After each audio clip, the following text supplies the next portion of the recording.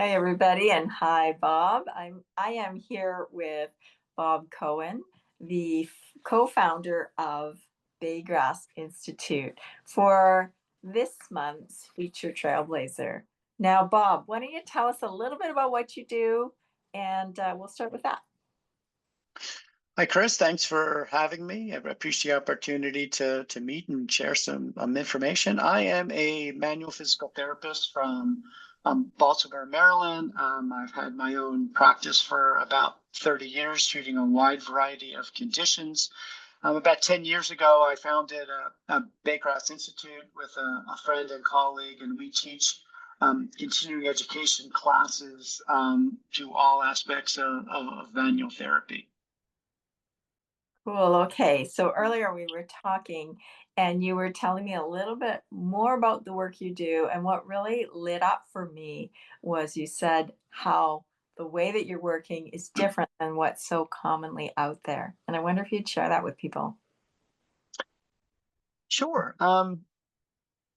What I see in the profession, especially locally in physical therapy and somewhat massage therapy, is that everything is getting to be more exercise based. And what I find with manual therapy is, I have a background in exercise physiology. I have a master's degree in the field. And so for me, manual therapy is all about restoring aberrant physiology.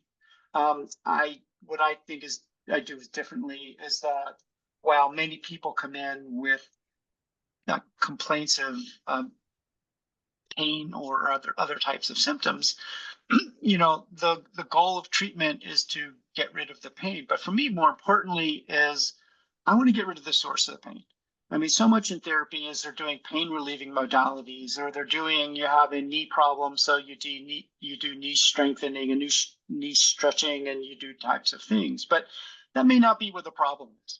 And so, what I always employ a whole body approach, trying to scan the whole body, see where problems may potentially exist, and then use palpation and specifically palpating all the different layers of the body that form when your hands come in contact with, the patient, to see really localize where the problem, might be. What system is it in? And then it helps you inform your clinical decision about what type of treatments you want to do. So, oftentimes, as we find, you probably, not surprised, is that the area of problem is not where the area of complaint is.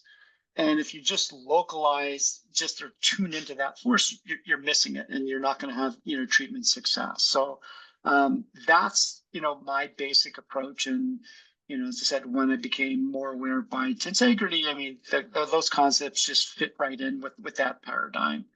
That I've been, using for a long time. I said my mentor was an old school osteopathic physician who, taught us from the beginning is that everything is integrated. So it's just feels like home, but just with a little sharper picture.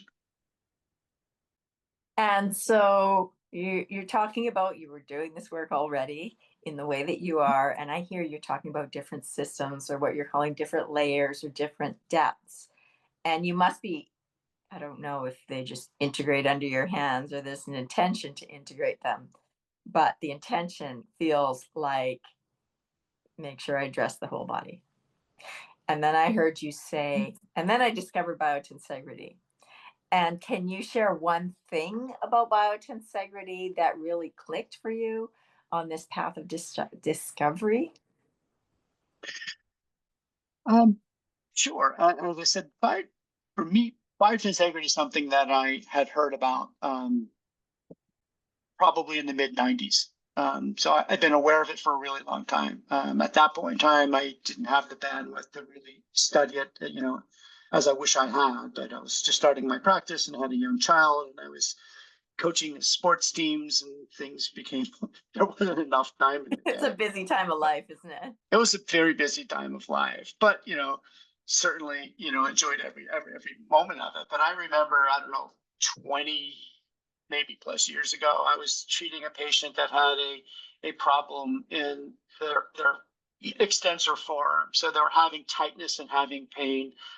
And to me, that's just, generally it's a simple problem. As we learned in school, is you have a tight muscle, so you stretch the muscle. And so I bend the wrist back into flexion to get the extensor muscles to stretch. And, that solves the problem, except when it doesn't. And this particular person, nothing was happening. It just, I wasn't getting anywhere. I did everything I knew how to do. I was treating the joints, I was treating the muscles, and I wasn't getting anywhere. And so I said, well, I wonder what happens if I move it in the other direction. So I moved the wrist into extension, and all of a sudden the tissue started to release. And it's like, and I accomplished what I wanted to accomplish. I said, that's weird. That's not what I was taught.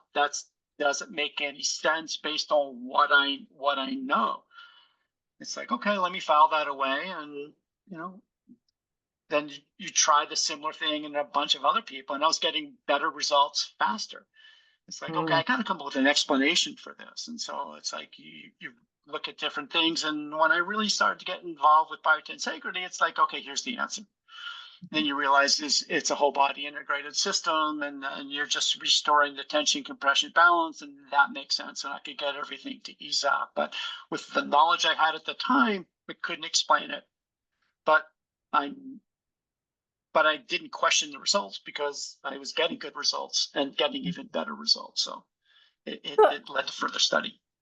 I'm curious, Bob. So, I mean, you've taken a deep dive these past few years. And now, as your understanding of biotensegrity becomes deeper, more accurate, more expansive as well, how has that impacted the work that you're doing? I know you were already working in a way that was Mhm. successful. Now, shifting lenses. So, you're now doing this work and looking or understanding the body through the lens of biotensegrity. Has that impacted your work further in terms of, oh, I'm going to explore this for this reason? Or, yeah, I'm just curious. I guess the way that I would explain it is before I started studying biotensegrity in depth, I had a pretty good outline about what was going on. When I started studying biotensegrity and the details that are involved with it, and a richer understanding of the concepts, the outline just kept filling in with detail. And so now I Mhm. have a much better understanding of what I'm trying to accomplish, why I'm trying to accomplish it. Maybe this is a better way to do it than others. So I've been doing fascial release, for decades, and getting pretty good results with it. So, but I've changed how I do it. And so the people I teach and some sweet mates will share with you. It's like, so now the first thing when I get my hands on the tissue, I do more of a layer palpation to find out where the depth of the problem is. And once I find it, then it's like, okay, well, what are the interconnections? I have a general idea of what body parts may be involved because I've already done a whole body scan. So I get a sense of what's involved and what's not. So I try to surround the problem. And then once I Mhm. surround the problem, the first thing I do to get a tissue release is I add a little compression or I add a little tension. Which one is causing the tissue to start to ease? Then the next step I do is I add a spiral motion.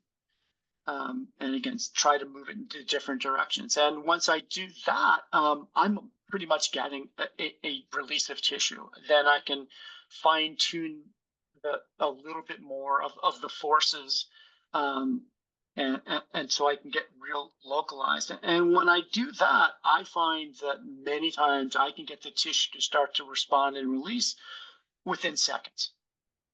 And so it's instantly changing. You can feel, the emergent properties as you go through. You can feel the tissue remodeling. You can feel, you know, you can feel soft matter changes as you get from less rigid to a more fluid type of state. You can feel different energy flow, but it can happen instantly. So, one people who know me and say they watch me treat, they'll say, "You treat really fast."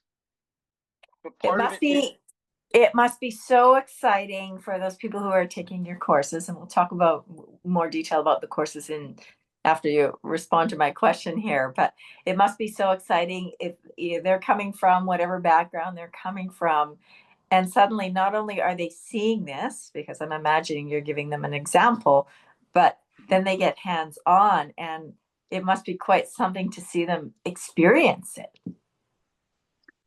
oh, very much so. I mean, because, I've said one big flaw that I find in the clinical world, in the therapy world, is that most of our instruction is on what to feel, but not how to feel it.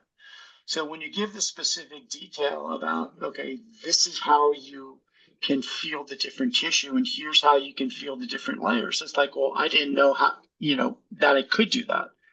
So we Mm. do it in class. We do a lot of hands on hands. Well, their hands will be on their partner, and our hands will be on top of them, and we can guide them through.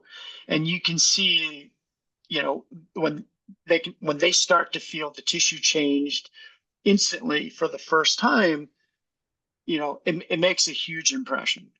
Yeah, I But imagine. then the Well, concept is how to make that better and faster, and understanding what you're doing, and why localizing forces make a big deal, and so make better and clinical decisions, so you get faster and better results. that's great. That's cool. And must be one of the reasons why you keep having people filling these courses. Now, so I understand you have a course coming up in December, and I know it's biotensegrity focused. So I'm super Mhm. excited to hear more about that. Yeah, our class is Biotensegrity and a new approach to manual therapy. So what we are doing is applying the different principles of biotensegrity, the continuous tension, discontinuous compression, but also spiral movements and auxetic behavior and soft matter and closed packing, closed kinematic chains. I mean, we're going to discuss, all those different concepts, but how it applies to what our style of manual therapy is, and how it impacts, just the ability to, why you need to evaluate the body in a certain way, why your palpation should be in a certain way, how this can explain the results that you're getting, or why the techniques you're choosing would work. So which technique should you choose to get the best result from the problem presenting? So you can explain all of those things through the concept of biotensegrity. So we're just trying to really teach it. Not it's not as much new information, but viewing the same information through a different lens, which leads to deeper, richer understanding, and it modifying our practice, as it has for myself and my colleague and co-founder. We've experienced the same things, and as I said, people will look at us and say, how do you guys treat so fast? It's because we have a Mm. good understanding of the basic principles and concepts, and that's what we're trying to share through this class from purely a manual therapy perspective. That's really exciting because I hear it's also people can use it for continuing ed credits. So you've gone through the certifying bodies to enable that, which is a whole other step of preparation. Yeah, our class is going to be it's a 15-hour course, and they can get 15 credit hours for this. Who's Our they? class. Who's they, Bob? Like This who are the people that are coming to the class? Are they physiotherapists? Are they manual therapists? Or it's a wide variety. This it's going to be it's anyone who's has a license to touch health providers. I mean, it's mostly physical therapists and massage therapists. We've had some physicians, we've had some acupuncturists, we've had some, chiropractors in classes before, but it's the majority of it is physical therapists and massage therapists. okay, great. And I know you are a member of the Applied Physiotherapy and Biotensegrity course, which I think is a great course. I've been able to take part for a few years now. And you're also a Biotensegrity Trailblazers member. So we get to see each other quite a bit, which is We great. do. I wonder if you can share with people what being a member of these communities means to you or has meant to you. It's meant quite a bit. It's probably it's meant more than you may can understand. It's coming into learning a new concept and trying to apply it. You feel kind of isolated, but when I found Trailblazers, you're all of a sudden you're part of a community, and you're part of a welcoming community. You're part of a community that's very interested in learning, very interested in sharing. It's diverse, so you get perspectives from a wide variety of people, um, and that's all helped. It's been a really, really rich experience. I mean, the fact that it's also attended by, you know, the leading theorists in the field, um, is very, very helpful. And their willingness to, talk and present their information and research, and you can ask clarifying questions. It's been That's why it's been really helpful and really meaningful, creating an environment where it's safe. No one puts anybody down, and you can share your experiences and wherever you have. It just leads to better and deeper learning for everyone. It has just sped up my understanding of the concepts. I don't know, can't even say Uh, tenfold, hundredfold, but it's just the ability to get in and process some of these challenging things, and that, and the fact that you guys, through your book clubs and through your movement mentors, as well as just the community call, there's always an opportunity to get in and understanding, and just teaching and listening, and just having conversations with a wide variety of people. It's just been a wonderful experience. oh, thank you, Bob. I one of the things I love about our calls is the fact that we get to hear from everybody, and everybody has Hmm. something to contribute. Also, what's really neat for me is the collaborations that are starting to happen. Hmm. To be able to be a part of those or to witness those, it's quite exciting. It seems like this is a new, well, not so new. The physiotherapist group came out of Susan's course, but it's super exciting. Well, I find it exciting. I mean, one, it's I